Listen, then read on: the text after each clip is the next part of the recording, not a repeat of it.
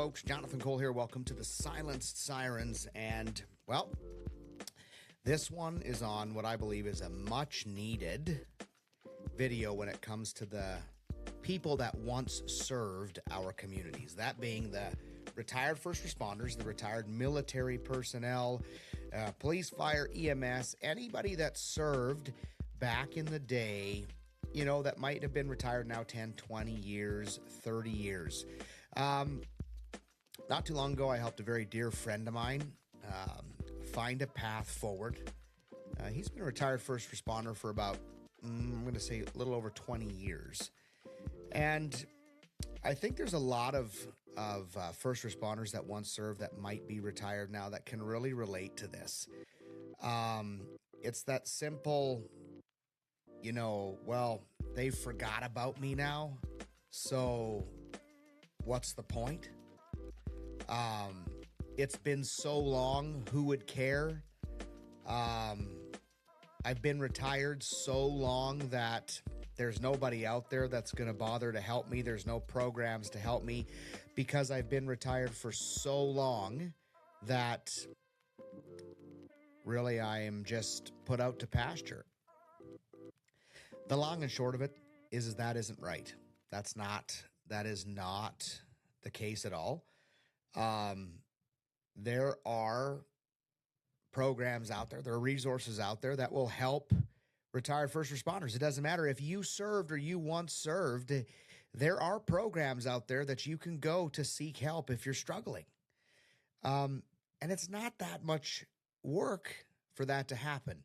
You just have to know the right steps. Well, there's people out there like myself that know the steps or know the people to get in contact with so that you can start finding some relief in your life. When we talk about veteran first responders, it really goes back to that culture. We just suck it up and we just do it because that's who we are. We don't complain. That is the older generation. It's not just first responders. It's anybody. It's just that I'm going to just be tougher than this. I'm just going to tough through it, and I'm not going to let anybody know that I'm struggling inside because that will show people that I'm weak, and I can't do that. Unfortunately, that culture still lives in policing, first responders, military today. That culture is still there that, you know, if I show somebody that I'm weak or I show somebody that I need help, then what I'm really telling people is that I shouldn't be doing this job. And that's a huge misconception. That's a huge misconception in so many levels, no matter if you're retired or if you're acting and serving. Members think, hey, if I reach out, if I tell somebody, look, I'm struggling mentally, that will be the end of my career. And that is wrong. It is not the end of your career. Because at the end of the day, nobody expects us or you to go out there, do this job, and not have it affect you negatively mentally. It's impossible, and nobody expects you to do it. But that culture, that stigma, it's still there. It's still prevalent in first responders today, military today. But it's also very prevalent in the ones that served once before in the past. It's probably worse as you get older. Members that have served and they're now in their 70s and 80s who are struggling. You know, when their service ends, they lose that camaraderie. They lose the daily structure, the sense of mission, and their personal identity. They struggle to find what programs exist. They don't know where to go. They don't know who to turn to. They don't know how to access them. They don't know whether those services are covered for them. They don't know who to talk to a lot of the time. You know, I hope I'm not insulting anybody by saying this, but the computer systems nowadays, a lot of older members, a lot of older past serving people don't know how to navigate the computer systems, that it takes the complex paperwork, the long wait lists, the requirements, what agencies are involved to help us.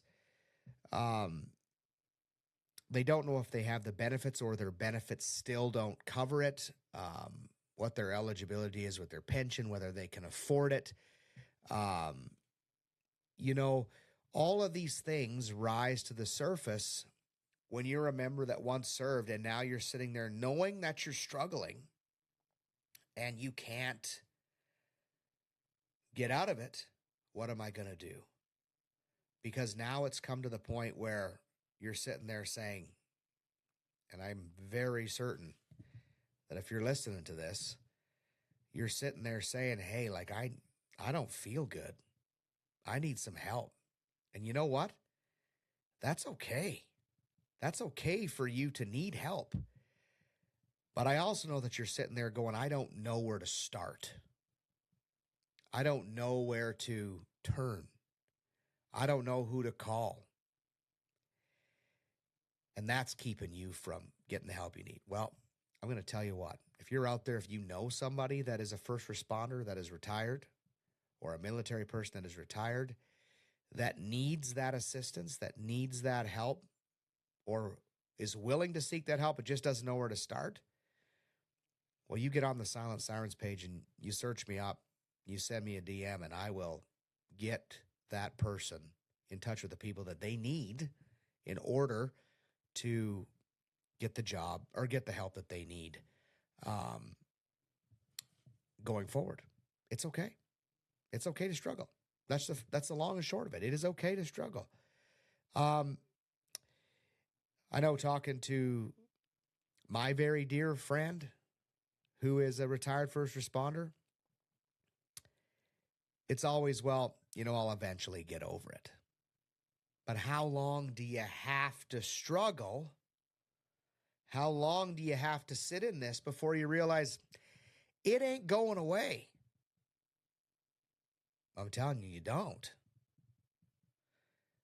But it's about taking that step.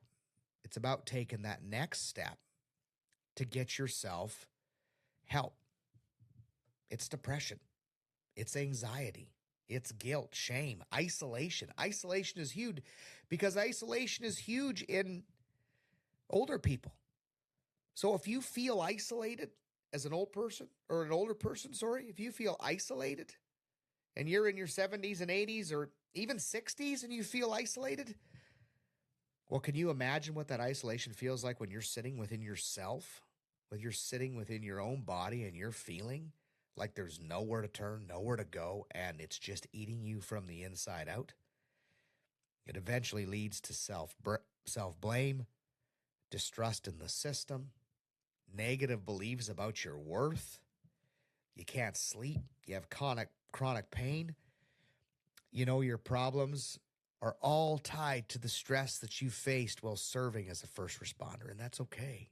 Everybody expects you to go through this. Everybody knows you've gone through this. The thing is we just have to find you the help. We just have to find that path for you to move forward. And it's able to happen. We can do it. You can do it. You can get that relief. And, there are people that will listen to you. I don't know where you may live in the world if you're watching this, but I know in Canada, there are government organizations that help take care of members like this. So there's health systems, there's nonprofits, there's peer support groups. You're not alone in this. And there are more and more senior members, retired members, senior citizen retired members who are in their 70s and their 80s and their 60s that have been retired for 30 or 40 years that are realizing that they need help. And they're going to get it. And then they turn around and they say, hey, it's not that hard.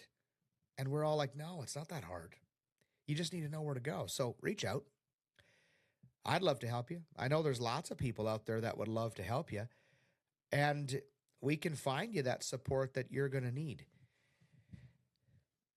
There's no shame in seeking help. There's no shame in knowing that you once served this country or your country with the utmost integrity and respect. There's no shame in that. there's also no shame in making sure you take care of yourself. And there's people that are out there that want to help you do it. So dig into it. Find somebody. Talk to current serving police officers, firemen, emergency services, EMS, medics, military. Talk to the current serving members. Ask them. Say, hey, I'm struggling, and I think that I need to get some help, but I don't know how to do it. Can you help me? Or can you put me in touch with somebody that can help me? Reach out to them. Talk to them when you see them on the streets. They're there, and I promise most of them will probably know. You can reach out to me. Just go on the Silenced Sirens page, flip me a message. I'll try to help guide you in the best way that I can. But the support's there. We just got to get you there. Once we get you there, you'll find that relief. So reach out, talk to the people in your community, talk to the first responders and the military people in your community. They'll help you. And if they can't, they'll guide you in the right directions. Stay stepping forward, and we'll talk again right here on the Silenced Sirens.